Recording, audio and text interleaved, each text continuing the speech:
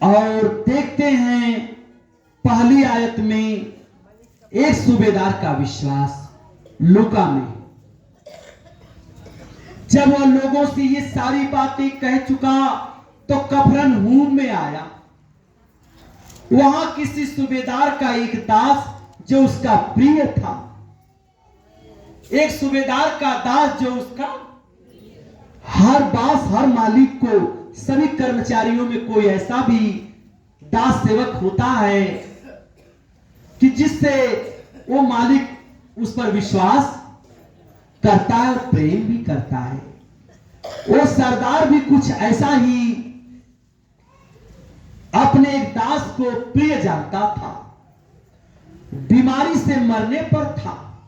कर्मचारियों में एक दास था जिसको वो बहुत प्रिय मानता था।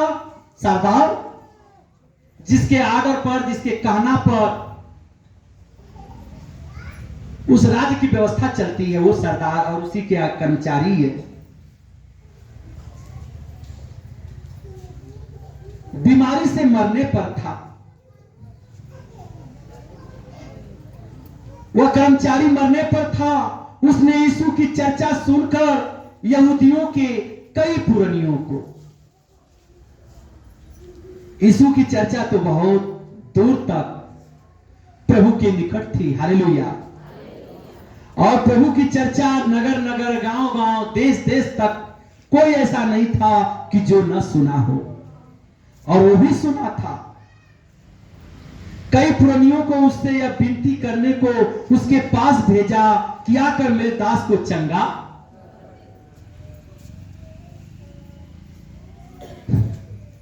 दास जो सरदार था, अपने दास कर्मचारी के लिए पुरानियों को लगा दिया था कि यीशु के पास जाओ और मेरे दास के लिए याचना और प्रार्थना मांगो, दुआ मांगो कि मेरा दास बीमारी से चंगा हो जाए। और वो सभी विनती करके कहने लगे, वह इस योग्य है कि तू उसके लिए यह करे। हालेलुया। वह यीशु के पास आए और उससे बड़ी विनती करके कहने लगे, वह इस योग्य है कि तू उसके लिए यह करे, आप कर दीजिए। वह बहुत योग्य है, ऐसा वैसा आदमी नहीं है प्रभु। वह बहुत महत्वपूर्ण आदमी है। शायद उसके गुण को, बखान को, उसके कर्तव्य को गाए जा रहे थे और प्रभु से बताए जा रहे थे कि ऐसा वैसा तैसा नहीं है कि मैं हम लोग उसके लिए आए हैं। वो बहुत विशेष आदमी है, वो भी सरदार का वफादार आदमी है, कर्मचारी है उनका, उन्होंने ही हम लोगों को भेजा है।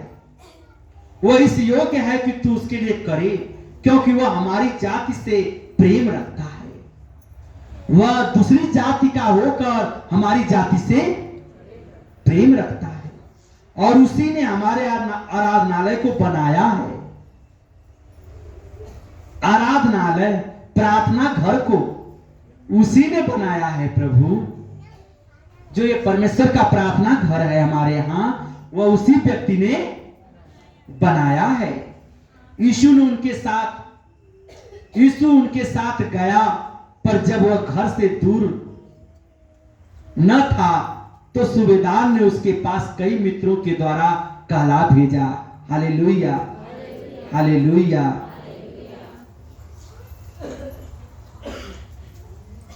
हे प्रभु, दुख न उठा, क्योंकि मैं इस योग्य नहीं कि तुम मेरी छत के तले आए। इस कारण मैंने अपने आप को इस योग्य भी न समझा कि तेरे पास आऊं, पर वचन ही कह दे तो मेरा सेवक चंगा हो जाएगा। उसने फिर कर्मचारियों से कहलवाया कि प्रभु, हम इतने बड़े नहीं कि तू चलकर मेरे कहने पर आ जाए। मैं बहुत छोटा और तुच्छ प्राणी हूं। और भले उसका राज्य में चलता है और सरदार है, लेकिन उसकी नम्रता और विनम्रता, प्रभु के प्रति सत्कार, वो आदर जो उसने कहलवाया, कि मैं इस योग्य नहीं कि पिता मैं चल कर आऊं, और मैं इतना बड़ा आदमी भी नहीं हूं कि मैं तुझे बुलाने आऊं। मैं एक तुच्छ प्राणी हूं स्वामी। बस तू वहीं से एक बार मुंह से कह दे तो मेरा सेवक चंगा हो जाएगा। तू ना भी आएगा प्रभु तो तू कष्ट मत उठा। मैं इतना बड़ा आदमी नहीं हूं कि तू आ जाए, जरूरी ही है, लेकिन वहीं से परमेश्वर तू जहां पर है वहीं से कह दे एक बार तो मेरा सेवक चंगा हो जाए।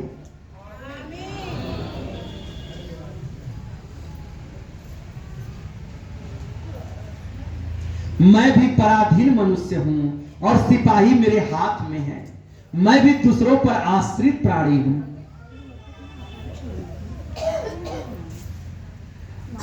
और मैं भी दूसरे पर आश्रित रहता हूं, परंतु बहुत सारे सिपाही मेरे कहना को मानते हैं। मैं उनका सरदार हूं, और जब एक को कहता हूं जा तो वह जाता है, और दूसरे से कहता हूं आ तो मेरे जरूर आर्डर माने जाते हैं। मेरे आज्ञा का पालन राज्य में होता है कि एक कर्मचारी को कहता हूं जा तो मेरी बात को नहीं टालता, वो आदेश का पालन, और एक को कहता हूं आ तो वो चला आता है, तो वह उसे करता है।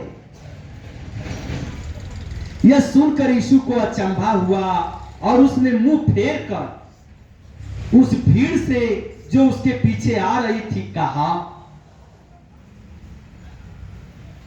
मैं तुमसे कहता हूं कि मैंने इजराइल में भी ऐसा विश्वास नहीं पाया। अब तक हमने जो भी जीवन में चमत्कार मेरे द्वारा हुए, अब तक के सभी चमत्कारों में से सबसे बड़ा विश्वास का चमत्कार यही है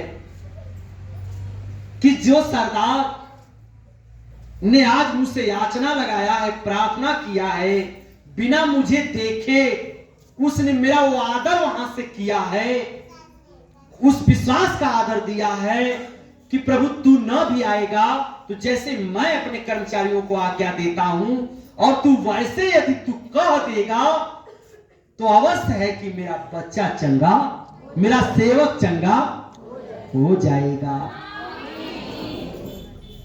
और ऐसा विश्वास मैंने पूरी इजराइल में नहीं देखा, और भेजे हुए लोगों ने घर लौटकर उस दास को चंगा पाया। जब वे लोग आए तो क्या देखे कि प्रभु ने आशीष दे दिया है और ये चंगा हो गया है। Hallelujah, hallelujah. धन्यवाद प्रभु यीशु, धन्यवाद पवित्र आत्मा, धन्यवाद परमपिता परमेश्वर।